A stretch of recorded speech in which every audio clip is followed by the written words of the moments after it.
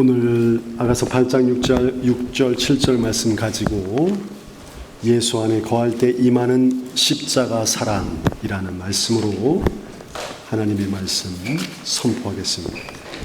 여러분, 미국의 기독교 상담가이자 저자인 게리 체프만은 그의 책 사랑의 5가지 언어라는 책에서 사람이 서로 사랑하게 될 때 느끼는 사랑의 기술을 5가지로 분류하고 있습니다. 게리 체프만은 40년 동안 부부 상담을 통해서 알게 된 부부들의 사랑의 언어를 찾아서 자신의 사랑의 언어가 무엇인지 알고 또 상대방의 사랑의 언어가 무엇인지 알아서 서로 더 사랑하는 관계를 형성해 갈 수 있도록 돕고 또 이런 책을 만들게 된 것입니다.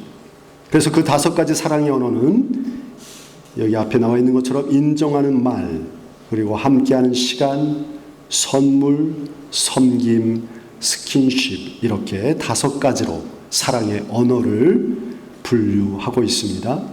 어떤 사람은 나에게 수고했다, 감사하다, 미안해, 사랑해, 이런 사랑의 말을 해주면 자신이 사랑받고 있다고 그렇게 깊이 느낍니다. 어떤 사람은 선물을 받을 때 나 너무 행복하다, 나 사랑받고 있구나, 그렇게 느낄 수 있을 것입니다.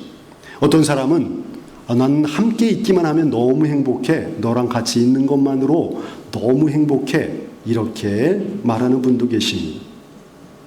자신의 사랑의 언어가 섬김받는 것인데 상대방이 말로만 사랑해요 라고 한다면 그 사람은 사랑을 충분히 느끼지 못할 수도 있습니다. 여러분, 여러분의 사랑의 언어는 무엇입니까? 여러분이 사랑하는 사람의 사랑의 언어가 무엇인지 알고 계십니까? 그래서 그것을 그렇게 상대방을 위해서 표현해 주고 있습니까? 우리 한번 옆에 계신 친구들에게, 옆에 계신 우리 성도님들에게 한번 당신의 사랑의 언어가 무엇인가요? 한번 물어보실래요? 뭘까요? 한번 물어봐 주시고. 네.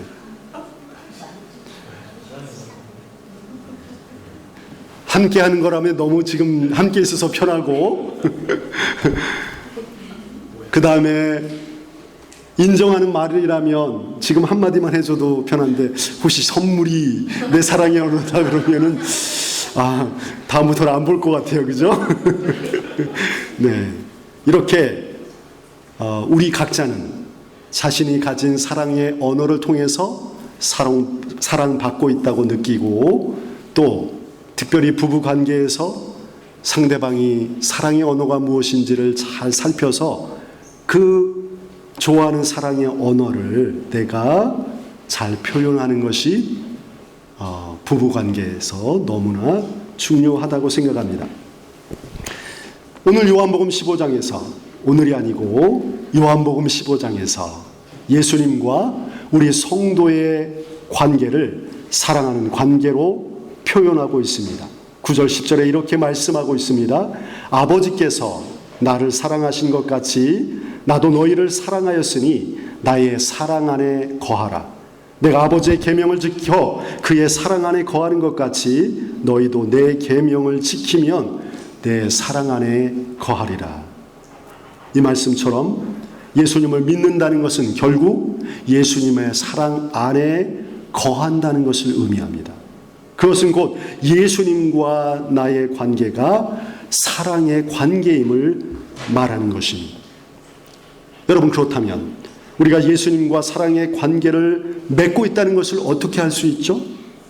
그것은 먼저 예수님께서 우리를 사랑하고 있다는 것을 우리가 느낄 때 나는 예수님의 사랑을 받는 존재구나, 그렇게 알게 되지 않겠습니까? 아마도 예수님도 우리 각자에게 너 사랑의 언어가 그거구나, 내가 너 그렇게 사랑해 줄게, 그렇게 하지 않을까요? 제가 토론토에 있을 때 한번 기도원에 올라간 적이 있었습니다. 기도하고 있는데 그 기도하러 오신 어떤 남자 집사님이 한 분 계셨어요. 그래서 시간이 있으니까 서로 상담을 했는데 이 남자 집사님이 신앙적으로 너무 방황하고 또 여러 가지 힘든 일이 있어서 하나님에 대한 믿음이 흔들리고 괴로워서 기도원에 올라오게 되었습니다. 그때 제가 복음을 잘 설명하고 예수님이 얼마나 당신을 사랑하는지 그 이야기를 잘 나누어 주었습니다.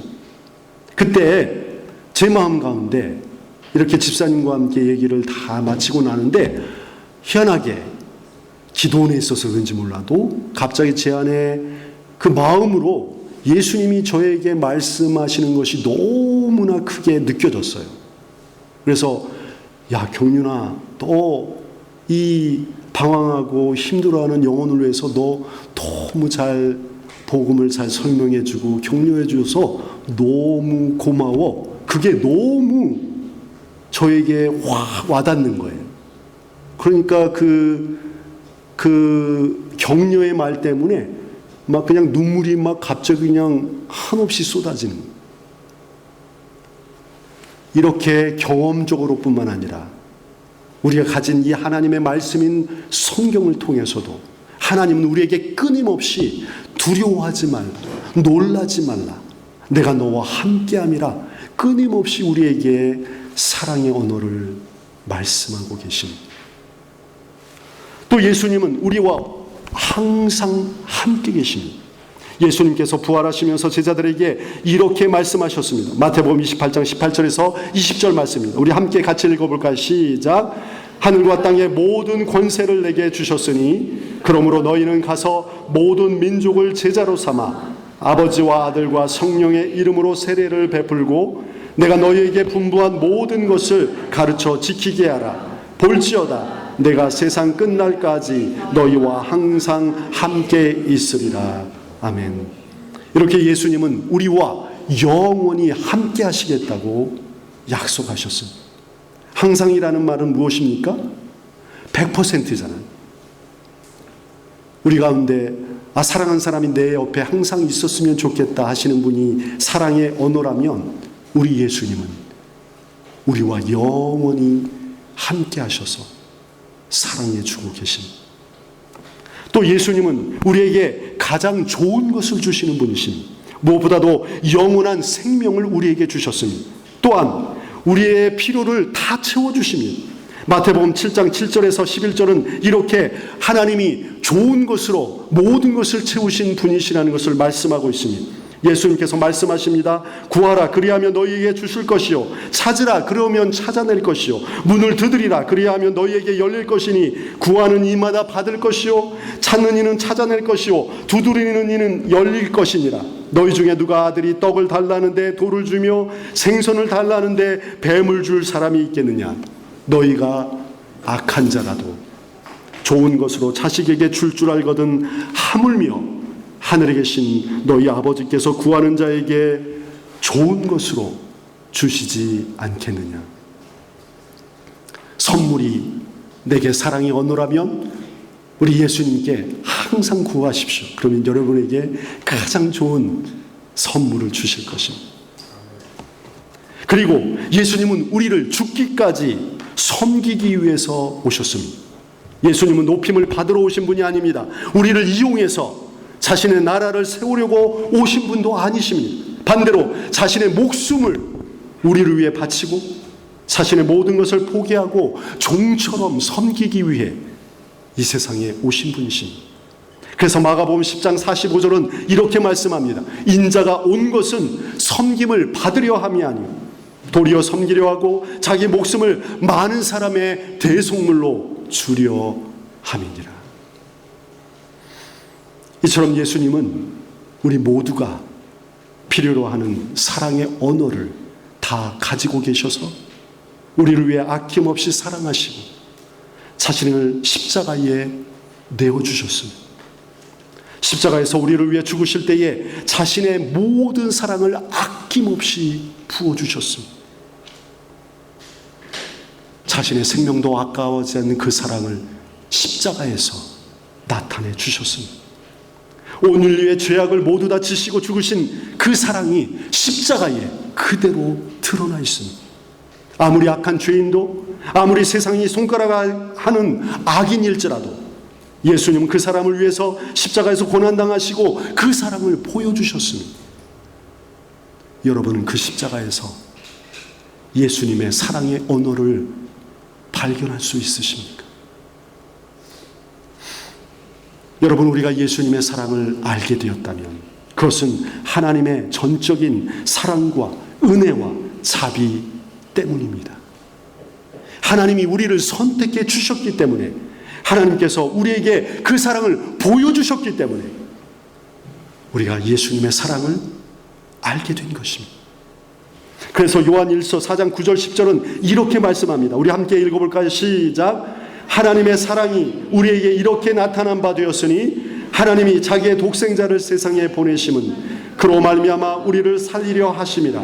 사랑은 여기 있으니 우리가 하나님을 사랑한 것이 아니요 하나님이 우리를 사랑하사 우리 죄를 속하기 위하여 화목 제물로 그 아들을 보내셨습니다. 아멘. 이처럼 하나님께서는 우리를 먼저 사랑하셨고 우리는 그 사랑에 응답하는 자들입니다. 이것이 우리가 예수 안에 거하고 있음을 보여주고 있는 것입니다. 여러분, 우리가 읽은 오늘 본문 아가서 8장 6절 7절은 솔로몬의 사랑을 받은 술람미 여인이 화답하는 노래입니다. 자신이 사랑하는 솔로몬 왕을 향해 자신의 사랑을 표현하는 노래입니다. 너는 나를 도장같이 마음에 품고 도장같이 팔에 두라. 사랑은 죽음같이 강하고 질투는 소울같이 잔인하며 불길같이 일어나나니 그 기세가 여호와의 불과 같으니라. 여러분, 이게 술람미 여인이 사랑받고 있는, 솔로몬으로부터 사랑받고 있는 여인의 노래예요. 근데 그렇게 느껴집니까? 아닌 것 같죠? 마치 솔로몬 왕이 왕답게 술람미 여인을 사랑하는 듯한 성경 말씀처럼 들려요. 성경 말씀이 너무 딱딱하죠. 그런데 쉬운 성경으로는 이렇게 말씀합니다. 나를 옥새같이 그대 마음에 두세요. 나를 도장같이 그대 팔에 새기세요. 사랑은 죽음같이 강하고 그 질투는 무덤같이 끈질기니 그 사랑은 불꽃처럼 강력한 불길처럼 타오르네. 사랑은 바닷물로 끌 수 없고 강물로도 어림없네.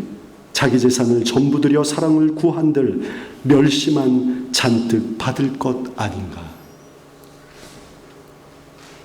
여러분, 수천 년 전이나 지금이나 서로 사랑하는 사이가 되면 무엇인가 서로 사랑의 증표로 반지를 서로 나누거나 자신의 소중한 물건을 사랑하는 사람에게 주기도 합니다.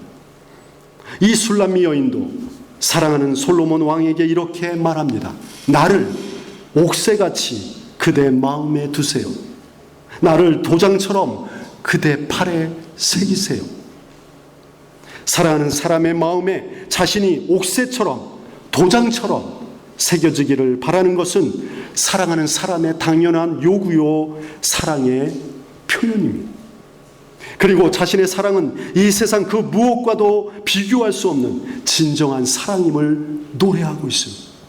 사랑은 죽음같이 강하고 그 질투는 무덤같이 끈질기니 그 사랑은 불꽃처럼 강력한 불길처럼 타오르네.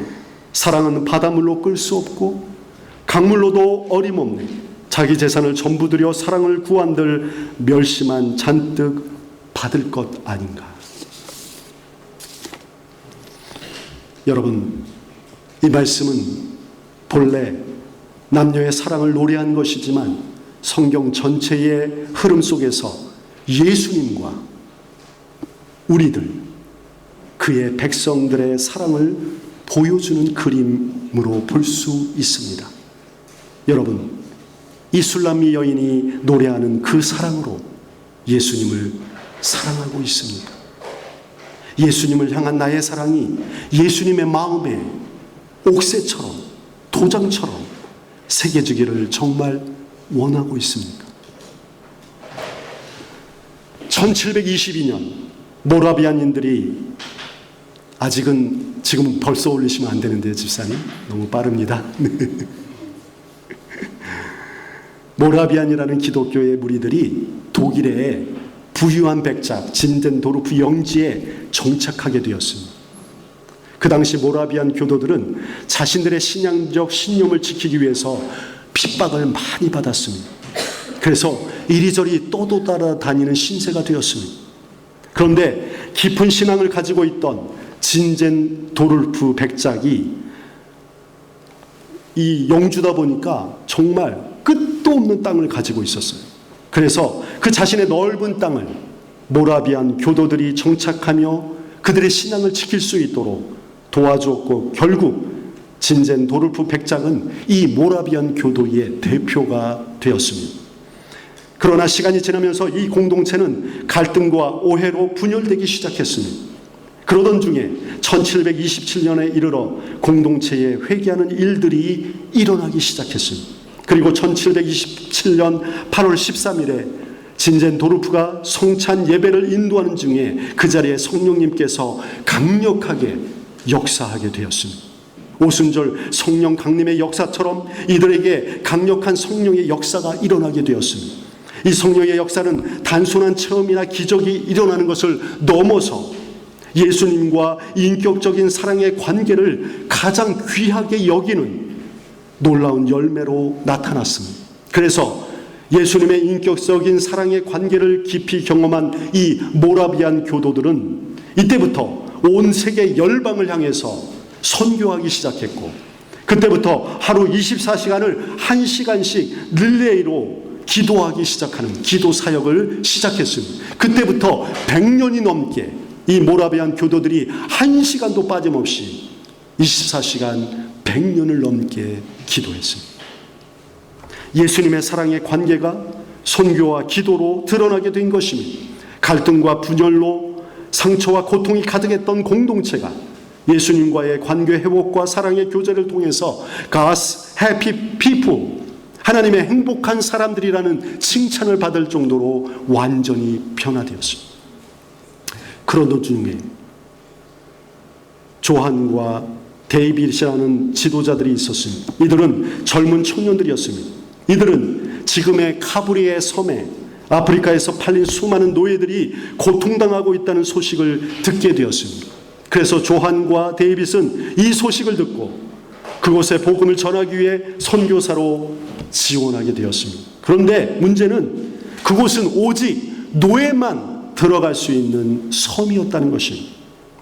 그래서 이 두 사람은 자신이 노예가 될 것을 각오하고 선교사로 가기로 결심했습니다. 모리아베안 공동체에서 마지막 파송 예배를 드리고 수많은 신자들과 가족들이 배웅하며 헤어질 때 배에서 이 두 사람은 이렇게 외쳤습니다. May the lamb that was slain receive the reward of his suffering. 죽음 당하신 어린 양께서 그 고난의 열매를 받으소서. 십자가에서 죽으시며 당하신 고난의 보상을 받으소서. 이렇게 외치며 이들은 인류를 구원하기 위하여 십자가에서 어린 양처럼 죽으신 예수님의 사랑에 보답하기 위해 자신의 전부를 포기하며 노예들을 위해 그들의 젊음과 인생을 바쳤습니다. 그 이후로 모라비안 교도들의 모토가 바로 이 외침이 되었습니다. 죽음 당하신 어린 양께서 그 고난의 열매를 받으소서. 예수님께서 우리에게 주신 사랑의 언어는 십자가입니다. 우리는 십자가에서 예수님의 사랑을 알게 되고 깨닫게 되고 감격하게 됩니다. 그 십자가 사랑으로 인해 우리는 예수님의 사랑 안에 거하고 예수님과 인격적인 사랑의 관계를 맺고 있습니다. 그렇다면 우리는 예수님께 어떤 사랑의 언어를 보여주고 있습니까? 우리 함께 사랑의 사도 요한이 쓴 요한일서 4장 11절 12절 말씀을 함께 읽도록 하겠습니다. 시작. 사랑하는 자들아, 하나님이 이같이 우리를 사랑하셨은지 우리도 서로 사랑하는 것이 마땅하도다. 어느 때나 하나님을 본 사람이 없으되 만일 우리가 서로 사랑하면 하나님이 우리 안에 거하시고 그의 사랑이 우리 안에 온전히 이루어지느니라. 아멘. 20절, 21절은 이렇게 말씀합니다. 누든지 하나님을 사랑하노라 하고 그 형제를 미워하면 이는 거짓말하는 자니 보는 바 그 형제를 사랑하지 아니하는 자는 보지 못하는 바 하나님을 사랑할 수 없느니라. 우리가 이 계명을 주께 받았나니 하나님을 사랑하는 자는 또한 그 형제를 사랑할지니라. 아멘.